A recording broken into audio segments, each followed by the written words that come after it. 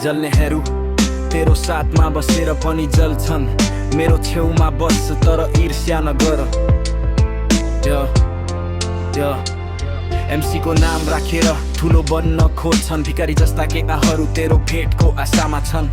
उनीहरूलाई पनि थाहा छन् जे चाहन्छु गर्न सक्छु। एक समय मेरा फ्यान थे, अहिले आफैलाई मालिक भन्छन्। अंग्रेजी पनि आउँदैन, फोनमा इन्टरनेट पनि छैन, तर मलाई डिस गर्न खोज्छन्। मेहनत गरेर चर्चामा आउन चाहन्छन्। मेरो कुरा सुन, ध्यान दिएर सुन, म कसैलाई गन्दिन। धेरै आशा गरेर नबस, यहाँ कोही साँचो साथी छैन। मानिसहरू माथिको भरोसा नै हराइसक्यो। कसैले प्रेमको कारण, कसैले दिदी बहिनीको कारण नराम्रो योजना बनाउँछन्। तिमी ब्रो भन्छौ, म जान भन्छु, तर मेरो समय मात्र खेर फाल्छौ। अन्त्यमा सबैको वास्तविकता देखिन्छ। मेरो सङ्गीत सुनेर मोहित हुन्छन्, तर साथी बनेर पनि सर्पझै डस्छन्। जिन्दगी कठिन छ, तर आमाले मलाई चोट खान डाँट जोगाइन्। आमालाई भने चिन्ता नगर, घरमा पैसा लिएर जाँदा परिवार खुसी हुन्छ। आफ्ना बुबा आमा नमान्नेहरूबाट म टाढै बस्छु। घरमा खान नपाएर पनि आफूलाई र्यापर भन्छन्। मेरो अनुभव बाँच्छु, जसले सुन्छ उसले सिक्छ। म प्रेमको पीडाबाट मानिसहरूलाई बाहिर निकाल्न खोज्छु। नक्कली जुत्ता लगाएर ठुलो देखिन खोज्छन्।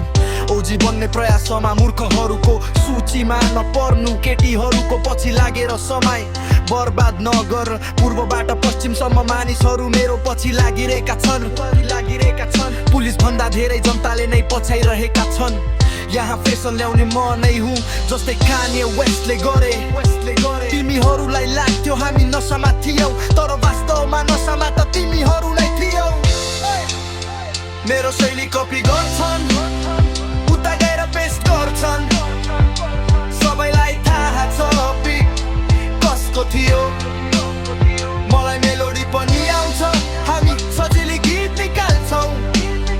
अहिलेसम्म पनि केही मानिसहरू चियाइदे हेरेर बस्छन्। प्रेममा हुँदा म चियाइले सुन्छु, फेरि पनि साथी बनेको सर्पहरू। जिन्दगी कठिन छ, तर आमाले बचाइन्। घर परिवारलाई खुसी बनाउन म मेहनत गरिरहन्छु।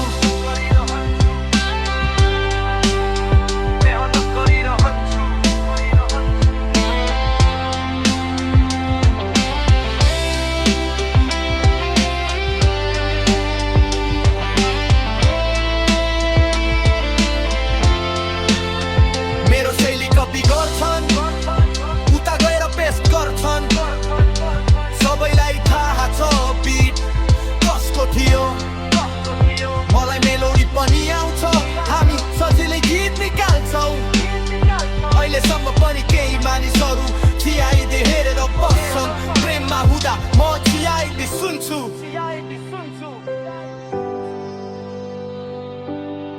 फेरि पनि साथी बनेका सर्पहरू। जिन्दगी कठिन छ, तर आमाले बचाइन्। घर परिवारलाई खुसी बनाउन म मेहनत गरिरहन्छु।